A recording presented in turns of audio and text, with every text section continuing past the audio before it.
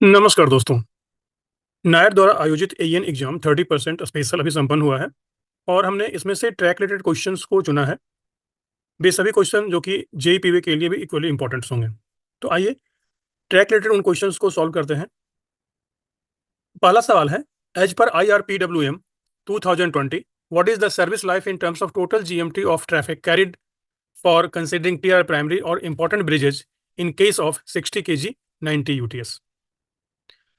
IRPWM 2020 के अनुसार महत्वपूर्ण पुलों पर टीआरआर प्राइमरी के विचार के लिए 60 किलोग्राम 90 यूटीएस रेलों की सर्विस लाइफ कितने जीएमटी होती है। तो सामान्यतः 60 केजी 90 यूटीएस की जो सर्विस लाइफ होती है वह होती है 800 जीएमटी। यहाँ पर दिया गया है कि महत्वपूर्ण पुलों पर, तो महत्वपूर्ण पुलों पर इनकी जीएमटी 50% मानी जाती है for the purpose of renewal. तो यहाँ पर इसकी सर्विस लाइफ हो जाएगी 400 जीएमटी। प्रश्न संख्या 2, एज पर IRPWM 2020 what is the maximum vertical wear for considering renewal for 60 kg 90 UTS rail. तो 52 केजी में जो वर्टिकल वियर परमिटेड है वो 8 मिलीमीटर होती है और 60 केजी में होती है 13 मिलीमीटर। तो इसका ऑप्शन 1 13 मिलीमीटर इसका सही जवाब होगा। Diameter of bolt holes for connecting fish plate in 52 KG rail is. 52 kilogram rail में फिश प्लेट लगाने के लिए बोल्ट छेद का व्यास कितना होता है। यहाँ पर कोई स्पेसिफिक कंडीशन नहीं पूछा गया है, सामान्य कंडीशन है कि फिश प्लेट लगाने के लिए 52 केजी रेल में तो सामान्यतः 32 mm का बोल्ट होल किया जाता है। तो इसका जवाब होगा 32 mm। As per IRPWM 2020, the design toll load of ERC Mark 5। IRPWM 2020 के अनुसार ERC Mark 5 का डिजाइन टोल लोड कितना होता है। This is the latest ERC और इसका टोल लोड होता है 1200 से 1500 kg। For machine crust ballast retained on 40 square mm mesh sieve should not be more than dash for payment without any deduction।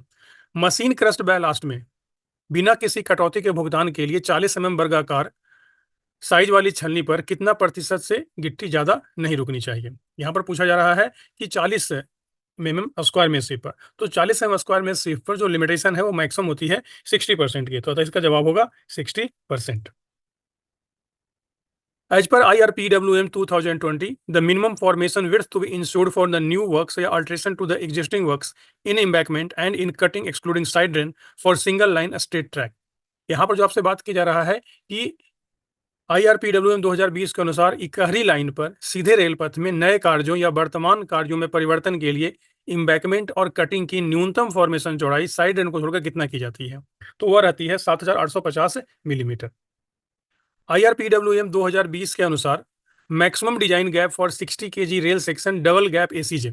यहाँ बात की जा रही है 60 केजी रेल सेक्शन का जो एसी रहेगा उसमें अगर डबल डिजाइन गैप अगर बना हुआ है, तो अगर डबल गैप बना हुआ है तो वहां पर मैक्सिमम डिजाइन गैप कितनी होती है। तो डबल वाले में मैक्सिमम जो गैप होती है वो होती है 65 mm। To ensure exact gauge the gauge type plate are provided. एकदम सही गेज सुनिश्चित करने के लिए गेज टाइप प्लेट को कहां पर लगाया जाता है। तो गेज टाइप प्लेट को लगाया जाता है टो ऑफ द स्विच पर। एज पर IRPWM 2020 location of JOH for 10,125 mm curved switch on PSC BG 60 kg RT4219 is dash from the ATS। यानी कि IRPWM 2020 के अनुसार देखा जाए तो PSC ब्रॉड गेज 60 kg जिसका कि ड्राइंग नंबर RT4219 है के 10,125 मिलीमीटर वक्र स्विच के लिए, कर्व स्विच के लिए JOH का स्थान ATS से कितनी दूर पर है। इस प्रकार के क्वेश्चन कम पूछे जाते हैं, थोड़ा कम्प्लेक्स टाइप का क्वेश्चन है तो इसमें जवाब देने में, याद रखने में थोड़ी दिक्कत होती है। तो ये क्वेश्चन थोड़ा सा आप आउट ऑफ वे जा करके है, तो इस पर भी इसका जवाब है 5836।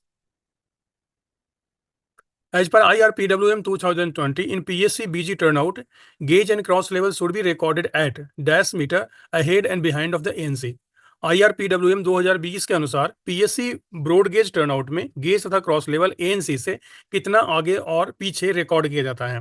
तो इसमें जो सही जवाब है कि आप इसको कहाँ पर देख पाएंगे, जहाँ पर आपने इंस्पेक्शन परफॉर्मा देखेंगे वहां पर भी खासतौर पे लिखा हुआ है कि ANC से 1 मीटर आगे और ANC से 1 मीटर पीछे। तो 1 मीटर का मतलब हो गया 1000 mm। तो इसका जवाब हो जाएगा ऑप्शन 1 1000 mm।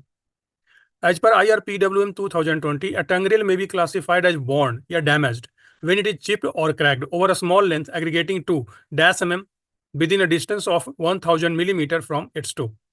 IRPWM 2020 के अनुसार एक टंग रेल को घिसा हुआ या क्षतिग्रस्त के रूप में तब वर्गीकृत किया जाता है जब अपने टो से 1000 मिलीमीटर की दूरी के भीतर कम से कम कितनी मिलीमीटर की कुल लंबाई योग में चिप्ड या क्रैक हुआ होता है?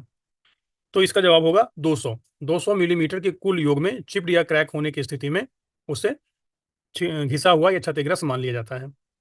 As per IRPWM 2020, no face plate joint should be located on girder or within dash from the either abutment.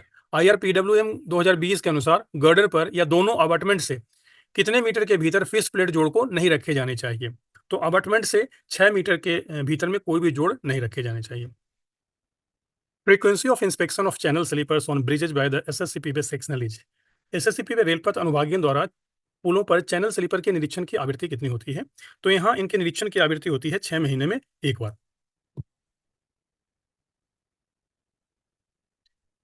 In brand marking on rail following details are included: grade of steel, process of steel making, IR specification and identification of mark of manufacture. यहाँ पर आप ध्यान देखेंगे तो इसमें पूछा गया है कि कौन सा विकल्प सही है। तो ग्रेड ऑफ स्टील तो रहता है, प्रोसेस ऑफ स्टील मेकिंग भी दिया हुआ रहता है, identification mark of the manufacturer जैसे कि सेल वगैरह दिया हुआ रहता है, ग्रेड ऑफ स्टील 880 ग्रेड वगैरह दिया हुआ रहता है, प्रोसेस ऑफ स्टील मेकिंग ओ दिया हुआ रहता है। तो लेकिन IRS स्पेसिफिकेशन इसमें नहीं रहता है। तो इसमें 3 को छोड़ करके बाकी सभी सही जवाब है, अतः इसका सही जवाब होगा above all except 3। In specification of track ballast in normal cases, यहाँ ध्यान देना है नॉर्मल केसेज में बात की जा रही है, कोई स्पेसिफिक नहीं है। स्पेसिफिक का मतलब हो गया कि यहाँ पर आप इसे हायर ग्रेड में लोअर ग्रेड में नहीं लेना है, नॉर्मल केसेज में लेना है। तो ट्रैक की गिट्टी के स्पेसिफिकेशन में साधारण केसेज में जो maximum limit of aggregate impact value होता है वो 20%, ये सही है। Maximum limit of water absorption ये भी 1% सही है। और maximum limit of retention of 65 MMC, तो 5% पर उसमें कोई पैसे में कटौती नहीं होती है, तो वो ही सही है। नहीं, तीनों का तीनों ही इसमें सही है, तो इसका जवाब होगा all above are correct. There are three parallel track under a road over bridge.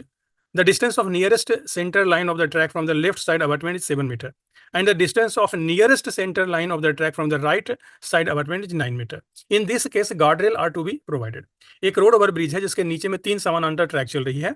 बाएं तरफ का जो ट्रैक है वो अबटमेंट से उसके ट्रैक सेंटर की दूरी 7 मीटर है, और दाईं तरफ वाला जो ट्रैक है उसके अबटमेंट से दूरी जो सेंटर लाइन की है वो 9 मीटर है। रूल्स कहता है कि अगर 8 मीटर के अंदर में अगर आ गया है तो वहां पर गार्डरेल प्रोवाइड करना है। तो यहाँ पर सिर्फ लेफ्ट साइड में ही है जो कि 8 मीटर के रेंज में आ रहा है, तो उस कंडीशन में सिर्फ लेफ्ट साइड में ही गार्डरेल को प्रोवाइड करना पड़ेगा। इन LWR और CWR track minimum level of supervision for packing और renewal of single isolated sleeper not requiring lifting और स्लूइंग ऑफ ट्रैक। अगर हमें एक ही स्लीपर को बदलना है और उसमें कोई लिफ्टिंग या स्लूइंग की आवश्यकता नहीं है, तो वैसे केसेज में जो मिनिमम लेवल का सुपरविजन होगा वो कौन हो सकता है? तो बड़ा सोचने की चीज़ है कि कीमैन अकेले पैकिंग तो करा नहीं सकता। अगर वो मेट के तौर पर अगर एक दिन काम कर रहा हो वीक में, तो बात अलग है। बाकी नॉर्मली अकेले में वो स्लीपर की पैकिंग नहीं करा सकता। SSC पीवे इस छोटे काम के लिए सुटेबल नहीं है। तो गैंगमेट और जेई, तो जेई और SSC दोनों ही सेक्शनल होते हैं, तो यहाँ भी इनकी आवश्यकता नहीं है। तो अगर आप इसको चार्ट में जाकर देखेंगे और नॉर्मल लॉजिक के हिसाब से देखें तो इस प्रकार के बहुत सामान्य काम के लिए गैंग इस्तेमाल होगी, और गैंग का जो इंचार्ज होता है वो गैंगमेट होता है। तो इसका जवाब होगा गैंगमेट। Indicate type of painting on both faces of build in railhead after detection of DFWR. DFWR defect का पता लगाने के बाद बिल्ड के दोनों फेस यानी रेल हेड में की जाने वाली पेंटिंग के प्रकार को इंगित करें। तो आप वैसे भी पूरा याद रहना चाहिए कि IMR में या IMRW में एक क्रॉस का निशान लगाया जाता है वेव में, और अगर वेल्ड डिफेक्ट है तो हेड में लगाया जाता है। तो DFWR में 2 क्रॉस का निशान लगाया जाता है। OBS और OBSW में फिर एक क्रॉस का निशान लगाया जाता है, और DFW में O का निशान लगाया जाता है, और DFWN में 2 स्टार मार्क के साथ N का निशान लगाया जाता है। तो यहाँ पर DFWR के लिए जो जवाब होगा वो 2 क्रॉस विद रेड पेंट होगा। Free rail while stacking shall be supported at least at. Free rail stacking करते समय कम से कम कितनी रेलों पर सपोर्ट किया जाना चाहिए? पहले के भी ANS के एग्जाम में पूछा जा चुका है। इसका जवाब होगा 4 points. Sensitivity setting of USFD instrument is to be done. Sensitivity setting जो होती है वह कितने दिनों में की जाती है? तो सेंसिटिविटी जो सेटिंग होती है USFD की वह 3 दिन में एक बार की जाती है, और इनमें से कोई भी ऑप्शन में 3 दिन का ऑप्शन नहीं दिया हुआ है, अतः इसमें ऑप्शन 4 इसका सही जवाब होगा। Kidney cracks in rail originate generally at an angle of dash below the running surface. रेल में किडनी क्रैक साधारणतया कितना के कोण पर रनिंग सतह के नीचे उत्पन्न होता है? तो यहाँ पर अगर आप ये यूएसएफडी मैनुअल का 1.21 का पैरा देखेंगे, transverse fatigue crack in rail head, तो इसमें बताया गया है कि जो ये इंक्लिनेशन रहता है वो 18 डिग्री से 23 डिग्री के बीच में रहता है और डेप्थ जो रहता है वो 15 से 20 एम का रहता है। तो यहाँ पर हमसे पूछा गया एंगल के बारे में, तो 18 डिग्री से 23 डिग्री, अतः इसका पहला ऑप्शन जो है इसका सही जवाब है। Bending of rail in due to loose packing under a joint और loose fish bolt is known as, यानी कि लूजिंग के करने के कारण अगर रेल का एंड बेंड हो जाता है, उसके हेड के थिकनेस में कोई कमी नहीं आई है, सिर्फ बेंड हो गया है, झुक गया है, तो अगर जब रेलों में देखेंगे कि अगर रेल के एंड अगर पीटने के कारण, हैमरिंग के कारण अगर वो चपटे हो गए हैं तो उसको बैटरिंग कहा जाता है। लेकिन अगर वो लूज पैकिंग या लूज फिश बोल्ट होकर सिर्फ बेंड हो गए हैं तो उसे हॉगिंग कहा जाता है। तो यहाँ पर जवाब होगा option 2। The diameter of holes in fish plate for BG is, broad gauge के लिए फिश प्लेट में छेद का व्यास क्या होता है। यहाँ पर एक पहले भी सवाल ऐसा आ चुका था। अब यहाँ पर देखें, यहाँ पूछा गया फिश प्लेट में व्यास, तो फिश प्लेट में व्यास जो भी किया हुआ है सभी में 27 mm का ही व्यास किया हुआ रहता है। The catch water drains are provided in, catch water drains कहाँ प्रोवाइड किया जाता है। कैच वाटर ड्रेन्स का मतलब क्या, पानी कहीं ऊपर से आ रहा होगा और ट्रैक पर आने से रोकने के लिए हमने वहां पर कोई ड्रेन बनाया होगा। तो इनमें आप ऑप्शन में से देखिए तो बहुत सिंपली आप बता सकते हैं कि कहाँ पर पानी ऊपर से, तो कटिंग में आएगा, तो फॉर्मेशन इन कटिंग इसका राइट आंसर है। If r is the radius of the circular curve then the versine of a chord in the length is c, तो उस कंडीशन में जो वर्साइन का फॉर्मूला होगा वो क्या होगा। ये बहुत ही फेमस क्वेश्चन है कर्व चैप्टर का, तो इसका c² / 8r होता है। Considering the grade compensation on curve, the steepest gradient permissible on a 2.5 degree curve for a BG line having ruling gradient of 1 in 200। आपको यहाँ पर करना क्या है कि आपको ये बताना है कि यहाँ पर टोटल फाइनल जो परमिसिबल ग्रेडियंट होगा, स्टीपेस्ट ग्रेडियंट होगा, वो कितना हो सकता है। तो आपको यहाँ पर देखिए पहला दिया हुआ है कि डिग्री ऑफ कर्व कितना है 2.5 डिग्री, और रूलिंग ग्रेडियंट यहाँ पर कितना है 1 in 200 का। तो और हमें यहाँ पर सॉरी, यहाँ पर जो लिखा हुआ है 5 डिग्री, ये गलत है, यहाँ पर 2.5 डिग्री होगा। तो 2.5 डिग्री कर्व के लिए कंपनसेशन निकालना होगा, तो 1 डिग्री में आपको पता है कि 0.04 होता है, तो यहाँ पर 2.5 के लिए हो गया 0.10% हो गया। अब रूलिंग ग्रेडियंट जो 1/200 दिया हुआ है उसको भी हम परसेंटेज में बदल लेते हैं, तो वो हो गया 0.5% हो गया। तो 0.5% रूलिंग ग्रेडियंट है और उसमें से ये जो कंपनसेशन है एक घटा देते हैं, तो 0.1 घटा दिया, तो बच गया हमारे पास 0.4। तो 0.4 को 0.4% को 0.4/100 कर दिया, यानी 4/1000। इसका सिंप्लीफिकेशन करके आएगा 1/250। तो यहाँ पर आप इसको देख सकते हैं कि इस ढंग से इसका जो जवाब आएगा 1 in 250 आएगा। यहाँ पर हम लिख देते हैं इसे 2.5 डिग्री। तो इसका सही जवाब हुआ 1 in 250, यानी 250 में से 1। इन case of temporary diversion the super elevation provided is, temporary diversion जब भी बनाया जाता है वहां पर कोई भी सुपर एलिवेशन नहीं दिया जाता है, क्योंकि वहां पर स्पीड ही बहुत कम होती है। तो यहाँ पर इसका जवाब होगा 0। The speed potential of an existing BG section is to be increased to 110 kmph. The sanction can be granted। अगर मौजूदा ब्रॉडगेज जो खंड की गति क्षमता को अगर बढ़ा करके 110 किलोमीटर प्रति घंटा तक करना हो, तो इसके लिए उस जोन के पीसी ही उसके लिए इंटाइटल होते हैं। तो इसका जवाब होता है PC of the railway. For existing line minimum distance centre to centre of a straight track is, मौजूदा लाइनों पर, मौजूदा लाइन का मतलब आपको ध्यान रखना है कि मौजूदा लाइन की एसओडी जब जारी हुआ था 2004 में, तो उसके पहले की लाइनों को मौजूदा लाइन बोली जाती है, उसके बाद की लाइनों को नई लाइन कही जाती है। तो मौजूदा लाइनों पर जो सेंटर टू सेंटर डिस्टेंस था वो रखा जाता था 4.265 मीटर, यानी 4265 millimetre. Maximum horizontal distance from centre of track to face of passenger platform coping shall be, यहाँ सेंटर ऑफ ट्रैक से फेस ऑफ पैसेंजर प्लेटफॉर्म के कोपिंग की बात कर रही है, तो उसकी कोपिंग जो रहती है वो 1670 से 1680 mm के बीच में होनी चाहिए। यहाँ पर सवाल में पूछा गया है कि मैक्सिमम कितना होगा, तो 1680 होगा। Which of the following parameter is not directly measured by the track recording card but calculated from the some other measured value। ये क्वेश्चन भी कई बार पूछा जा चुका है कि टीआरसी कौन सा चीज कैलकुलेट करती है।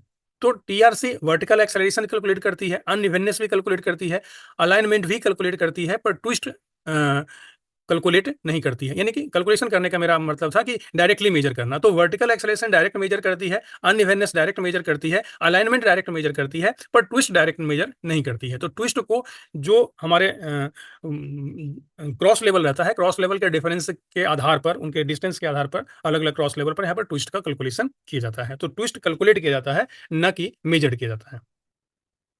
Based on the TRC and OMS recording result, the urgent maintenance limit यानी UML for the peak vertical acceleration for a speed above 110 kmph and up to 130 kmph। तो आप यहाँ पर बड़ा सिंपली से याद रखें, इसे 3 पोर्शन में बांट दीजिए कि 110 kmph तक की स्पीड के लिए 0.30 G होता है, 110 से 130 तक के लिए 0.25 जी होता है और 130 से above के लिए 0.20 जी होता है। तो यहाँ पर पूछा गया है 110 से ज़्यादा है और 130 से कम है, तो इसका जवाब होगा 0.25 जी। The life of detonator can be extended from the 5 years to 8 years on a dash basis subjected to testing as per the stipulated procedure।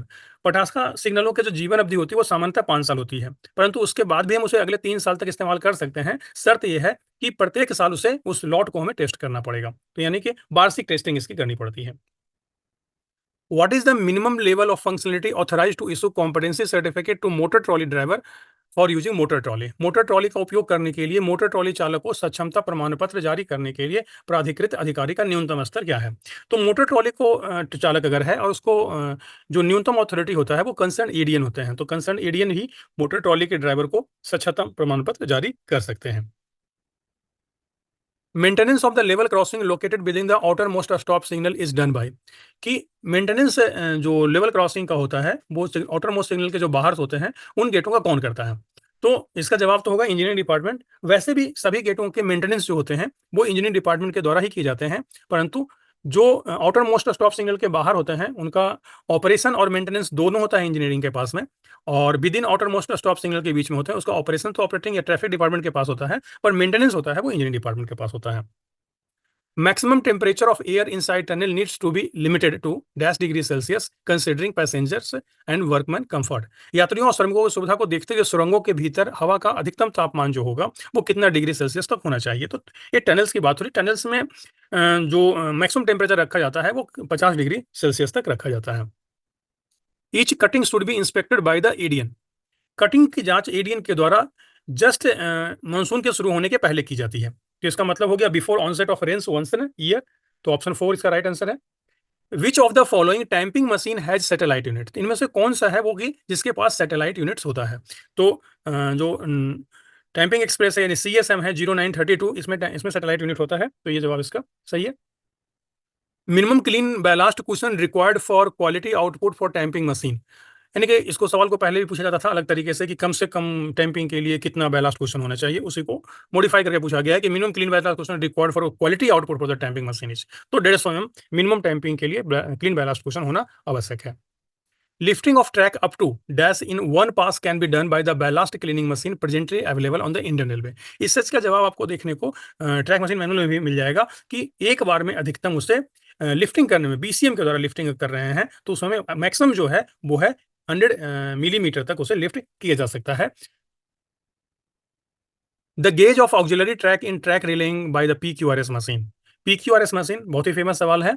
PQRS machine द्वारा ट्रैक में रिलेइंग में ऑक्सिलरी ट्रैक का जो गेज होता है वो 3400 millimetre रखा जाता है। तो इस ढंग से हमने इसमें से जो ट्रैक रिलेटेड क्वेश्चन थे, एक आध क्वेश्चन एक्स्ट्रा भी आ गए होंगे, लेकिन हमने ट्रैक रिलेटेड क्वेश्चन जो भी AN 30% नायर द्वारा आयोजित किया गया था उसमें से पूछा गया था, ये सभी जेईई की परीक्षाओं के लिए भी समान रूप से उपयोगी होंगे, इसलिए इनको एक्सट्रैक्ट करके आपके लिए लाया गया है। उम्मीद करता हूँ कि ये आपको वीडियो अच्छा लगेगा। बाकी जो एएनस के जो बाकी क्वेश्चन हैं ब्रिज से कनेक्टेड हैं या वर्क से कनेक्टेड हैं, उनके लिए हम एक सेपरेट वीडियो बनाएंगे। तब तक के लिए धन्यवाद।